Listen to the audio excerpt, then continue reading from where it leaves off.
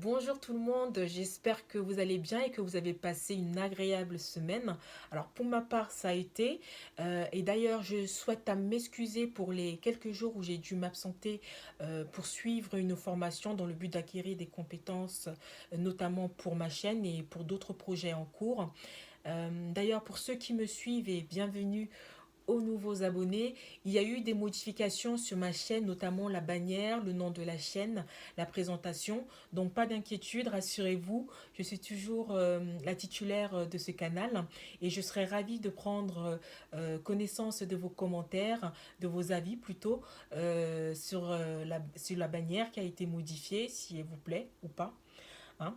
Alors aujourd'hui, je vous propose de parler de l'influence du vécu, des blessures, dans les choix que nous prenons dans nos vies et une invitation à une prise de conscience de certains aspects de nous-mêmes qui sont en souffrance, en prenant pour exemple la situation vécue avec cette ancienne collaboratrice. Alors, si vous n'avez pas encore eu l'occasion de regarder la vidéo sur le harcèlement, la manipulation que j'avais subie au sein d'une entreprise, je vous invite à aller la visionner et de partager en commentaire si vous aussi vous avez vécu du harcèlement, comment vous vous en êtes libéré, les actions que vous avez mis en place, l'impact que cette situation a eu sur vous au niveau physique, émotionnel, psychologique.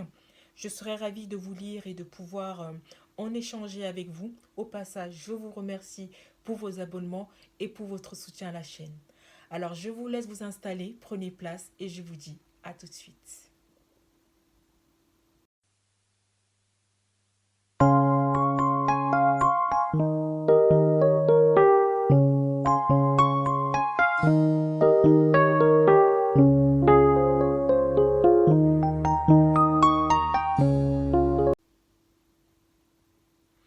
Alors, pour rappel et par rapport à la vidéo précédente en question, j'avais intégré une entreprise où j'avais subi du harcèlement par une collaboratrice en particulier qui avait monté tout un groupe de personnes contre moi. Il faut savoir qu'elle-même avait été victime de harcèlement à ses débuts dans l'entreprise et cela remonte à des années. Malheureusement, elle a fait le choix de devenir bourreau à son tour en reproduisant consciemment, inconsciemment, va savoir, son vécu sur certains collaborateurs. Et oui, je n'étais pas la seule, d'autres personnes en avaient fait les frais.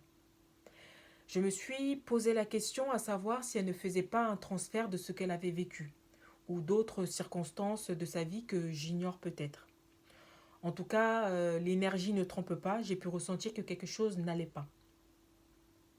Alors, petit aparté, et j'aimerais vous transmettre ceci.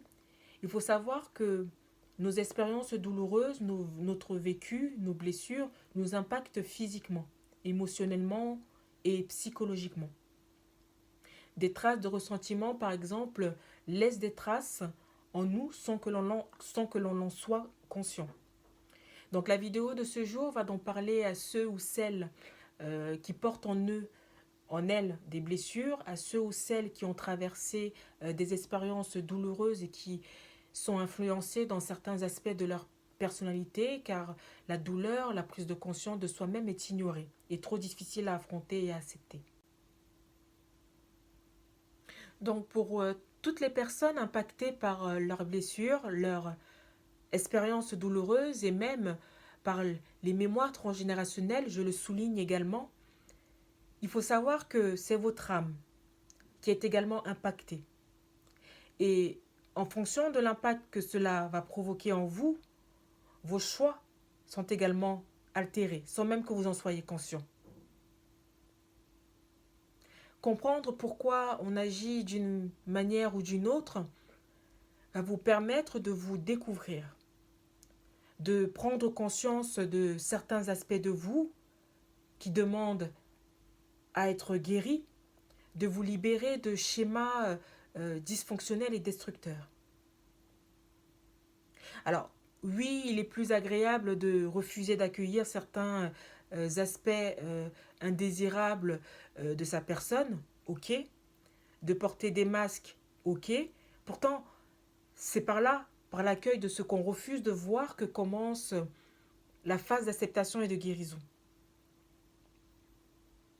Je suis passée par là. Donc n'hésitez pas à venir en échanger avec moi ou en parler avec des professionnels de santé. C'est important. Retenez que refuser d'accueillir des aspects indésirables de sa personne, c'est fuir qui on est. Pourtant, s'accepter comme on est le point de départ pour s'apporter de l'amour, de la bienveillance et pour prendre conscience surtout de cette partie sombre de nous-mêmes qui a besoin d'être guérie.